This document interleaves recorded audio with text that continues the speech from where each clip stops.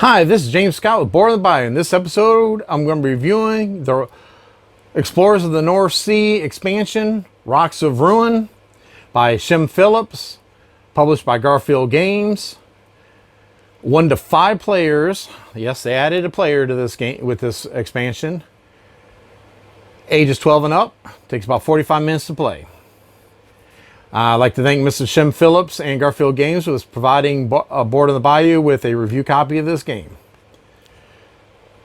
If you've seen my review on Explorers, you know I really enjoy the game. I really like the game. This is definitely one of those expansions where if it ain't broke, don't fix it. Just make it better. And that's exactly what Mr. Phillips did with this expansion. He took the basics of the game, a few little things that people didn't really care for, and added it into this game. In this one, they added a few more captains, of course, more variety. They added a player board. The reason for having the player board is now we got all this new stuff up here. We've added a 5th player, purple. Yes, thank you. And new buildings, and they came with the buildings for each of the colors. You'll have the mill, you have the workshop, and you have the barracks. And the mill provides 1 influence, and you can put it anywhere on the tile out there. I'll explain how you build it in a second, but you can put it anywhere out there, and when you deliver livestock, you can deliver it to the mill. You don't have to come all the way back to your camp. The workshop is, once you build the workshop, now all your outposts only needs 1 Viking to build them. Really great, especially if you want to get that 5th one, hurry up and get that 5th one built, but you lack the Vikings in that area. Barracks, now when you move your barracks, whenever you move your Viking, you can actually move two Vikings with them. So you can be moving 3 Vikings along the land. Really helpful, especially, like I said, in their previous one, you're kind of really limited on the turns. But, wait, there's more. When I say more, there's more turns to the game. 24 new tiles. So that's, let's see if I can do my math real quick. That's 12 more turns in the 2-player game. That's 8 more turns in a 3-player game. And that's 6 more turns in a 4-player game. Really needed. And in the solo game, which I really enjoy of this, it's probably, like I said, one of my favorite parts of this game.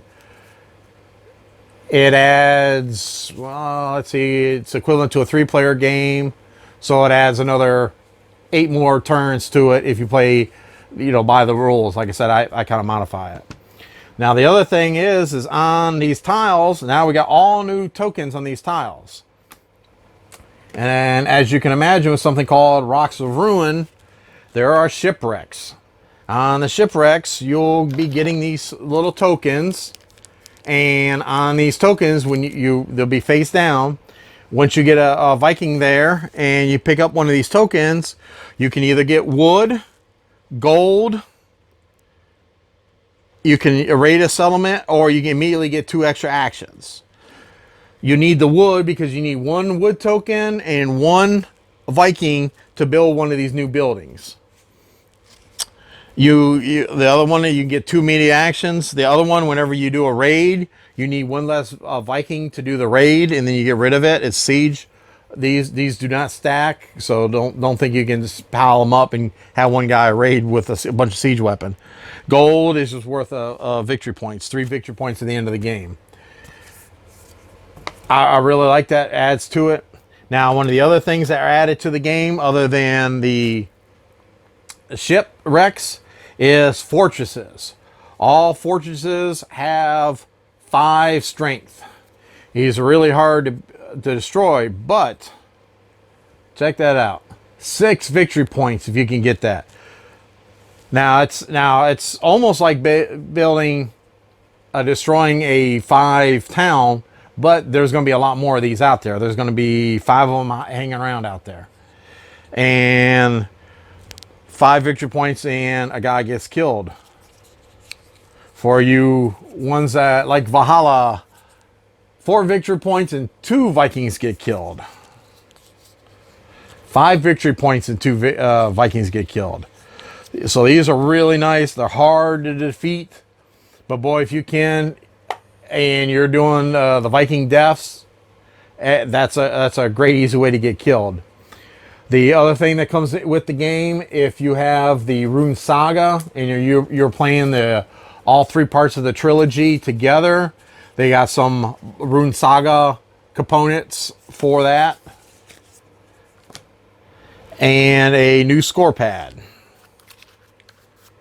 So, unfortunately, this one's not double-sided. I don't know why. The original was double-sided, which is, like I said in that review, I love it. I mean, it doubles the pad, but this one here, for some reason, is not double-sided. So, the components are excellent. They're the same as before.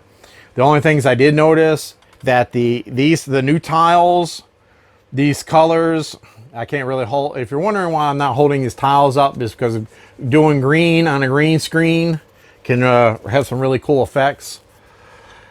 The colors in this new set really pop. I love the new tile when whoever they did it with the palette. They really made them. They're really nice, bright. The oceans are that deep blue. They're really nice. I like that. The only problem is when you put the old next to the new, you will notice a color difference. Now, thankfully, on the back, you won't. It's black and white to black and white.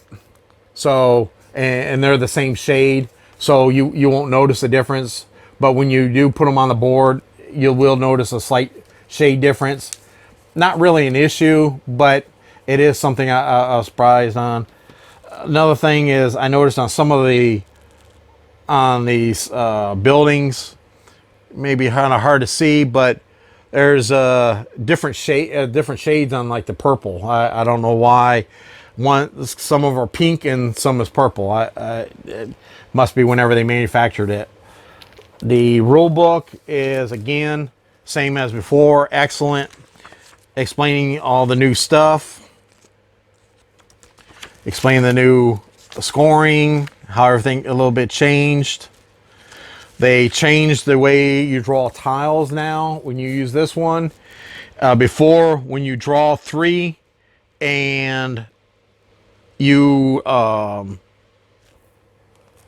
just had to take from the top, now you'll have the pile and you'll have 3 tiles down. You have a choice. When you go to draw, you can draw one of the 3 face up, or you can draw from the top. I really enjoy it. I'm glad they put that in there, because there's so many games you're playing and you see that, man, if I had just had that one piece to finish this little island, and you're not going to end up finishing the island, well, now there's a lot more opportunity. Albeit if some of your opponents don't snipe it up first, but at least you got a little bit more variety to choose from. So I really do enjoy that being added to the game. The box it has a simple. Unfortunately, in this one, there is nothing to keep the tiles from sliding around and everything, because the size of the first box, you can put your new buildings in the baggies with your other stuff, and they'll all fit in there together, and your other little components. But your tiles, it's just too big for that box. I mean, you could probably jam it all in there, but they're going to be kind of separate. I kind of wish there was something to hold them in the new box, but again, another little minor thing. Other than that, quality is really good. Like just like before, everything punches out real easy and real nice. So if you definitely enjoyed Explorers of the North Sea, especially if you liked it solo and needed a little more variety, this is an excellent expansion for it. Just adds more to the game. Doesn't really change too much of the game. Just adds a little tweaks here and there. So this is James Scott with Boar in the Bayou. Remember to comment, like, and subscribe below. Thank you.